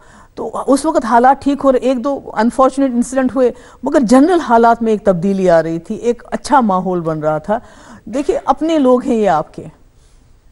जिस तरह एक बच्चा अगर घर में वो किसी रास्ते पे निकल पड़ता है तो माँ बाप कोशिश करते हैं कि इसको मार ना दें, बल्कि इसको समझा के वापस लाएं। तो मेरा भी वही था कि मैंने जो सीज फायर करवाया उस वक्त वो 1 महीने था, और मेरी कोशिश थी ये 6 महीने तक चलता रहे। वो जो बच्चे कश्मीर में इस तरह से मरते हैं, मैं आपकी बात मानता हूं, जरूर अपने हैं, लेकिन तो देखिए क्या होता लेकिन है, जो हमारे फौज के लोग वो भी हमारे वो भी अपने, वो भी बिल्कुल अपने, वो भी। देखिए क्या होता है कि आप जब कोई बच्चा मरता है या किसी ऐसा, तो आप उनके घर जाती हैं? मैं वो भी बताऊंगी आपको। ये जो बात चली है ये आज की बात नहीं है। जब मैं अपोजिशन में थी तभी मैं विक्टिम से मिलती थी। जब मैं चीफ मिनिस्टर बनी 2016 में, जब काफ़ी लोग मारे गए, मैं अनंतनाग जाके, कुपवारा जाके उनकी फैमिली से मिलाई। और अभी जब हाल ही में मैं 1-2 फैमिलीज के यहाँ गई, मैं मिलिटेंट के मरने पे नहीं गई। मिलिटेंट मारा गया, उसकी बहन को, उसके भाई को पकड़ के जेल में बंद कर दिया। मिलिटेंट कहीं घर से भागा हुआ, उसकी बहन को पुलिस वाले पकड़ के ले जा रहे हैं, उसके साथ बदतमीजी कर रहे हैं। तो मैं वहाँ उनको ये मैसेज देने गई कि आपको मिलिटेंट के साथ लड़ना है, लड़िए, मगर मिलिटेंट की फैमिली, उसकी बहन, उसके भाई के साथ छेड़छाड़ मत कीजिए। लेकिन ये जो हमारे 45 जवान मारे गए, इनमें से कितनी फैमिलीज के घर गई आप? नहीं, इसमें तो सारे बाहर रहते हैं सारे लोग। सिर्फ हमारा एक लड़का है इसमें, निसार राजौरी का, जहां हमारे लोग चले गए। हमारा जो एक्स एमएलए वहां पर था, he was the first person जो वहां पहुंचा। जैसे आप आतंकवादियों की फैमिली के पास जाती हैं उनके मरने के बाद में, तो कोई पुलिस के घर में जाती है, फौजी मरा, पुलिस वाला मरा, जो वहां होते हैं, जो पुलिस के लोग, जब मैं चीफ मिनिस्टर थी, जो पुलिस के लोग मारे जाते थे, कोई बैंक का मारा जाता था, कोई सीआरपी का वहां का मारा जाता, तो मैं उनके घर भी गई हूँ, मगर उस वक्त वो खबर नहीं बनती, उस वक्त वो खबर नहीं बनती। अगर आप बताएंगी और बता के जाएंगी तो जरूर सबको पता होता है, पर वो खबर नहीं बनती ना, उसमें मसाला नहीं होता। नहीं, लोगों के इंप्रेशन ये है कि आप तो सिर्फ आतंकवादियों को सपोर्ट करती हैं, यही तो गलत बात है। जब हम कहीं ऐसे घर में जाते हैं, मिलिटेंट घर में जाते हैं, तो उसकी खबर बन जाती है। जब हम किसी पुलिस वाले के घर में जाते हैं तो कोई नोटिस नहीं लेता। मैं तो देखता हूँ सोशल मीडिया में आपको एंटी टेररिस्ट कहा जाता है। कुछ भी कह सकते हैं। देखिए, मेरा जो स्टैंड है, मेरी जो सोच है जम्मू कश्मीर के हवाले से, अपने लोगों के हवाले से, उसके लिए आप मुझे किसी नाम से भी बुलाएं, मुझे ज़्यादा फर्क नहीं पड़ता। बल्कि फर्क ही नहीं पड़ता। जो हमारे फौज के लोग मरते हैं, सिपाही मरते हैं, उनके बारे में आप कभी बोलती हैं कि बिल्कुल जाती हूँ। हॉस्पिटल में गई हूँ कई बार, जब मैं चीफ मिनिस्टर थी, बड़े अटैक हुए, मैं वाज द फर्स्ट वन जो अस्पताल गई, उनको देखा, जिसमें कश्मीर के लोग भी थे, हमारे फौज के लोग भी थे। ऐसी बात नहीं है कि हम नहीं जाते, मगर मैंने कहा उसको कोई रिपोर्ट नहीं करता है उस खबर को। चलिए, मैं आपसे वादा करता हूं कि अब जब भी आप ऐसा काम करेंगे उसको हम जरूर रिपोर्ट करेंगे। जी जरूर करें, क्योंकि फौज के लिए बहुत सेंटिमेंट है लोगों के। I understand. आपकी अदालत में अगला आपकी अदालत में जम्मू कश्मीर की पीपल्स डेमोक्रेटिक पार्टी की प्रेसिडेंट महबूबा मुफ्ती पर इल्जाम है कि ये अलगाववादियों के प्रति नरम हैं। महबूबा जी, देश की जनता बड़ी खुश है इस बात से कि जो सेपरेटिस्ट हैं, जो हिंदुस्तान का खाते हैं, पाकिस्तान का गाना गाते हैं, हिंदुस्तान की सिक्योरिटी में 15 करोड़ रुपए सालाना खर्च किए जाते थे, वो सिक्योरिटी वापस ले ली गई। आपको वो भी बहुत बुरा लगा? क्या कमाल किया, उनको सिक्योरिटी मैंने नहीं दी थी, आपने नहीं दी थी, गवर्नमेंट ऑफ इंडिया और गवर्नमेंट ऑफ जम्मू कश्मीर ने दी थी थ्रेट परसेप्शन को देखे। आपको याद होगा मौलवी फारूक साहब, उनको शहीद किया गया, गनी लोन साहब को शहीद किया गया, ये जो उमर फारूक है उनके चाचे को शहीद किया गया, उनके मामे को शहीद किया गया, हाजी अब्दुल अजीज को शहीद किया गया। इतने सारे जो लोगों को मार दिया गया, शहीद किया गया, वो इसी हुर्रियत के बीच में से थे। और तभी गवर्नमेंट ऑफ इंडिया ने उनको सिक्योरिटी दी कि कल को अगर इनको कुछ हो गया तो कश्मीर में हालात खराब हो जाएंगे और लेने के देने पड़ जाएंगे। उनके ऊपर सिक्योरिटी पर 112 करोड़ रुपए खर्च हो गए। तो 1000 लोग लगे थे, 100 गाड़ियां लगी थी, और उन्होंने क्या दिया इस देश को? मैंने कहा वापस ले ली तो बात खत्म हो गई ना। अब इससे अगर कोई मसला हल हो जाता तो ठीक है, अगर इससे कोई मसला हल होगा तो लेकिन आप तो आपको खराब लगा ये बात? बिल्कुल बिल्कुल बिल्कुल, बिकॉज ये बचकाना हरकत है। क्योंकि वो लोग हैं जो पत्थरबाजों को पैसे देके भेजते हैं आर्मी पर पत्थर फेंकने के लिए। नहीं देखिए, ये तो आप कहने को तो कुछ भी कह सकते हैं। गिलानी साहब, he is an old man, बीमार इंसान है, वो जहर बहुत उगलते हैं। उसने आपको सिक्योरिटी मांगी क्या?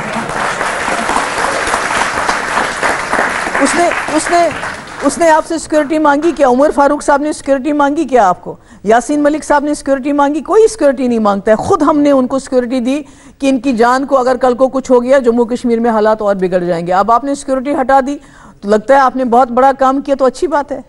मैं ये नहीं कहता बड़ा काम किया है, लेकिन जनता के सेंटिमेंट का, और आपको तो इस चीज को सपोर्ट करना चाहिए। देखिए, लीडर्स को ये देखना चाहिए, leaders are there to lead. जनता तो बच्ची की तरह होती है। घर में जो बड़ा होता है उसको ये सोचना होता है कि मैं वो फैसला करूं जो मेरे घर के लिए अच्छा हो। ये नहीं कि जो बच्चा उसको कुछ कह रहा है, वो जो चीख रहा है, वो चिल्ला रहा है, कि उसकी बात मान ले। देखना चाहिए कि ये फैसला इस बच्चे की मुस्तकबिल के लिए सही है कि गलत है, तो वो लीडरशिप का काम होता है। अगर गिलानी साहब पाकिस्तान के एजेंट की तरह काम करेंगे और हिंदुस्तान की फौज, हिंदुस्तान की पुलिस उनको सिक्योरिटी दे, किसने दी उनको सिक्योरिटी? गिलानी साहब ने मांगी क्या? हमने आपने दी क्या? गवर्नमेंट ऑफ इंडिया ने दी भी और ले भी ली, खत्म बात। अब इसमें इतना क्या हंगामा? लोगों को बाहर से पैसा आता है जिसकी एनआईए ने जांच की है। वो तो ठीक है, वो तो एनआईए जांच कर रही है, उसमें भी आप देख लीजिए, अभी तक कहीं एनआईए जांच कहीं पहुंची ही नहीं है। क्या हुआ उसके बाद? आके जेल में डाल दिया। उन लोगों को भी डाला जिनका कोई लेना देना नहीं है इसमें, उनको भी डाल रहे हैं जेल में। तो आप कह रहे हैं गिलानी साहब, सलाउद्दीन साहब, आसिया अंद्राबी, ये बड़े इनोसेंट लोग हैं? नहीं, मैं बिल्कुल नहीं कह रही हूँ, बिल्कुल नहीं मैं कह रही हूँ इनोसेंट लोग हैं, मगर मैं कह रही हूँ कि आपको सिक्योरिटी विड्रॉ करके कोई बहुत बड़ा काम नहीं किया। लोग ये पूछ रहे हैं कि जब पत्थर फेंकने जाते हैं बच्चे जिनको ये सपोर्ट करते हैं, इनके अपने बच्चे तो उनमें शामिल नहीं होते? इनके बच्चे तो बड़े बड़े स्कूलों में पढ़ते हैं या हिंदुस्तान से बाहर पढ़ते हैं। वो तो लोगों को सोचना चाहिए ना, वो तो लोगों को सोचना चाहिए कि हमारे जो बच्चे जिसके हाथ में लैपटॉप होना चाहिए, कंप्यूटर होना चाहिए, पेन होना चाहिए, उसके हाथ में पत्थर क्यों आए? नहीं आना चाहिए पत्थर उसके हाथ में। वो तो लोगों को सोचना चाहिए, जो अगर अपने बच्चों को हाथ में पत्थर देते हैं उनको सोचना चाहिए कि मेरे बच्चे के हाथ में पेन होना चाहिए कि लैपटॉप होना चाहिए। इसलिए मैं कहती हूँ कि जम्मू कश्मीर की जो समस्या है इसका समाधान ढूंढ लीजिए, हमेशा के लिए इसको हल कर लीजिए, ताकि ये जो मुल्क के सर में, क्योंकि जम्मू कश्मीर मुल्क का सर है जिसके ऊपर एक ताज है, ये जो सिर में दर्द है पिछले 70 साल से, इसको ठीक करना चाहिए। इसको ठीक करने के लिए पाकिस्तान को ठीक करना चाहिए। अगर आप ऐसा बार बार कहते हो तो मैं क्या करूं? मैम, आपने ये बोला हुआ है कि कई बार कि हमने इतनी बार जंग किया, क्या हुआ? तो उससे ज़्यादा बार हमने बातें की है, हुआ तो तब भी कुछ नहीं। जिस तरह से जंग एक लास्ट ऑप्शन नहीं है, उस तरह बातचीत भी लास्ट ऑप्शन दिख नहीं रहा है। तो आप या तो इनके बीच में कुछ बताइए। देखिए, अगर बातचीत नाकाम होती है तो उसमें लोग मरते नहीं है। अगर जंग हो जाती है, जंग में दोनों तरफ से जंग में यहाँ से भी लोग मरते हैं, यहाँ से भी लोग मरते हैं, बेवाया होते हैं, ऑर्फन्स हो जाते हैं, नुकसान होता है मुल्क का। मगर अगर बातचीत होती है, बातचीत फेल होती है, पर बातचीत में कोई मरता नहीं है बाबूजी। लेकिन इतने दिन से बातचीत चल रही है तो भी लोग मर रहे हैं ना, कश्मीर में लोग मर रहे हैं, पूरे मुल्क में लोग मर रहे हैं। तभी तो कहाँ बातचीत चल रही है? वाजपेयी जी के बाद तो सारा बातचीत का बिस्तरा ही गोल कर दिया गया, उसके बाद तो कोई बातचीत ही नहीं चली। जितनी कामयाब बातचीत वाजपेयी जी के वक्त में चली थी, इन्फिल्ट्रेशन कम हुआ था, रास्ते खुले थे, सेपरेटिस्ट के साथ बात हुई थी, पाकिस्तान के साथ कोई फार्मूले की बात हो रही थी, किस तरह जम्मू कश्मीर को इस मुश्किल से निकालेंगे। उसके बाद तो वाजपेयी जाने के बाद तो कोई बात ही नहीं हुई। मोदी जी लाहौर गए, नवाज शरीफ से मिले, उसके बाद उनको यहाँ आमंत्रित किया, इनवाइट किया था, उसके बाद क्या हुआ? पठानकोट मिला। फिर देखिए ना, आपके यहाँ आप जब उनसे बात करेंगे वो आतंकवादी हमला करेंगे। देखिए वो तो कुछ वहाँ ऐसे लोग हैं जो नहीं चाहते हैं इंडिया और पाकिस्तान की आपस में अच्छे ताल्लुकात हो। मैं यही आपसे कह रहा हूँ कि जब आप उनसे बात करेंगे वो यहाँ पर हमला करवाएंगे। नहीं, देखिए मैं कह रही हूँ ना, कुछ लोग तो हैं जो नहीं चाहते हैं। हमारे यहाँ भी कुछ लोग हैं जो जंग चाहते हैं, पाकिस्तान के यहाँ भी लोग हैं जो जंग चाहते हैं, जो चाहते हैं दोनों मुल्कों में टकराव हो। इसलिए जब भी हमारी कोई अच्छा कदम उठाते हैं हमारे तरफ से, आपस में लगता है कि दोस्ती होने वाली है, तो कोई ऐसा वाकया हो जाता है कि हम फिर बैक टू द पेविलियन पहुंच जाते हैं। तो इसलिए हमें उन ताकतों को डिफीट करना है जो ताकतें चाहती हैं कि इंडिया और पाकिस्तान के बीच में हमेशा तनाव रहना चाहिए, मसला कश्मीर कभी हल नहीं होना चाहिए। मैम, आपने कहा कि जो मोदी जी हैं वो जुमले बोलते हैं, हम बहुत शांतिप्रिय लोग हैं और ये वही मोदी जी हैं जो किसी को भी ठीक कर सकते हैं। अभी तक हमने कोई युद्ध नहीं चाहा है, पाकिस्तान ही हमेशा चाहता है कि युद्ध हो। अगर हिंदुस्तान अगर आ जाएगा अपनी पे, हम 125 करोड़ से ज़्यादा हैं हम, अगर हम अपनी पे आ जाएंगे तो मैम हम कभी कश्मीर ही नहीं, हम लाहौर भी ले लेंगे। आप इस बात को समझिएगा। हम अभी अपनी आय पे नहीं है, हम युद्ध चाहते नहीं हैं, हम शांति चाहते हैं। आपकी स्ट्रेटजी क्या है? आपके पास अगर कोई प्लान है तो आप बताइए कि ये मुद्दा कैसे इस मसले को सॉल्व किया जाए। डायलॉग डायलॉग डायलॉग, इसके बगैर, बातचीत के बगैर मेरे पास कोई और सोल्यूशन नहीं है। लेकिन उन्होंने ये कहा कि पाकिस्तान हमें कमजोर भी ना समझे। बिल्कुल नहीं समझ, वो कैसे समझेंगे हमको कमजोर? उनको नहीं पता इतना बड़ा मुल्क है, इतनी बड़ी फौज है, सब कुछ है हमारे पास। मेरे ख्याल में पाकिस्तान हमको कमजोर समझने की गलती कभी नहीं करेगा। और अब जब जब जंग हुई है, ये भी उन्होंने कहा कि जब जब जंग हुई है वो पाकिस्तान की तरफ से शुरू की गई है। इस बार भी प्रोवोकेशन पाकिस्तान का है। नहीं, मैं वही तो कह रही हूँ कि हमें प्रोवोकेशन में we should not fall into the trap. हमें उसमें फंसना नहीं चाहिए कि जिससे एक हमारा हंसता बसता मुल्क है, बहुत बुरा वाकया होगा, बहुत ही खतरनाक वाकया हो गया जो नहीं होना चाहिए तो, और आगे भी कभी ना हो, खुदा ना करे कभी ऐसा हो। मगर अब इसके बाहर निकलना है तो बाहर कैसे निकलेंगे? बाहर तभी निकलेंगे जब हम आपस में बैठ के कोई इस मसले का हल निकाल सकते हैं, और तो कोई चारा नहीं। आपकी बातें जो जनता का सेंटिमेंट है उससे अलग है, लेकिन तो भी आपने बड़ी बेबाकी से अपनी बात कही है। आज हमने मुकदमा चलाया सवाल पूछे जम्मू कश्मीर की former chief minister Mehbooba Mufti से। महबूबा जी जो बात कह रही हैं वो देश के आम सेंटिमेंट के खिलाफ है, लेकिन मैं इस बात के लिए उनकी तारीफ करना चाहता हूं कि इसके बावजूद उन्होंने आपकी अदालत में आना स्वीकार किया, जनता के सवालों का जवाब देना एक्सेप्ट किया, और अपनी बात उन्होंने बड़ी बेबाकी से, बड़ी सफाई से कही। अब वक्त है आपकी अदालत में आज के जज संजीव श्रीवास्तव के फैसले का। तो जो आज के प्रोसिक्यूशन थे और आपकी अदालत के इतने ज़बरदस्त जो प्रोसिक्यूशन के वकील रहे इतने सालों से, रजत शर्मा, उन्होंने बहुत ही दिलचस्प अंदाज में अदालत के सामने पूरी कार्रवाई कंडक्ट की, बहुत तीखे सवाल किए, और जैसे इन्होंने कहा महबूबा जी ने भी बहुत ही बेबाकी से, बहुत ईमानदारी से, और इतनी तालियों की गड़गड़ाहट जो सवालों पे बसती थी उसके बावजूद अपना संयम बरकरार रखते हुए अपनी बात पुरजोर तरीके से रखी। लेकिन तमाम गवाहों, सवाल और इन सबको, कार्रवाई को देखते हुए अदालत इस नतीजे पे पहुंची है महबूबा जी कि आपको, आपके वालिद साहब मुफ्ती साहब को भारत ने बहुत प्यार दिया है, सम्मान दिया है, मान दिया है, ऊंचे संवैधानिक पदों पर काबिज किया है, बिठाया है। तो हमारी अदालत ये मानती है कि आप, अब एक वक्त ऐसा है जब आपको भारतीय संविधान के प्रति, भारतीय लोगों के प्रति ज़्यादा प्रतिबद्धता दिखानी चाहिए, और ज़्यादा जो बैलेंस बनाए कोशिश करती हैं आप हमेशा चलने की, उस रास्ते को थोड़ा मौके की नज़ाकत को देखते हुए बदलना चाहिए। आपने कहा कि आप भारत और पाकिस्तान के बीच में पुल बनना चाहती हैं। अदालत आपको ये निर्देश देती है कि आप पाकिस्तान को छोड़ें, पाकिस्तान की हामी करना छोड़ें, और भारत और कश्मीरियों के बीच में एक पुल बने, वो ज़्यादा बेहतर होगा।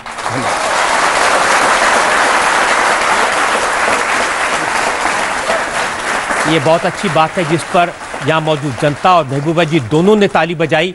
महबूबा जी कोशिश करें कश्मीर की जनता के बीच में, भारत की बाकी जनता के बीच में एक पुल बनाने का काम, रिश्तों को बेहतर बनाने का काम करें। ये हमारी दुआ है और ये हमारा विश्वास है।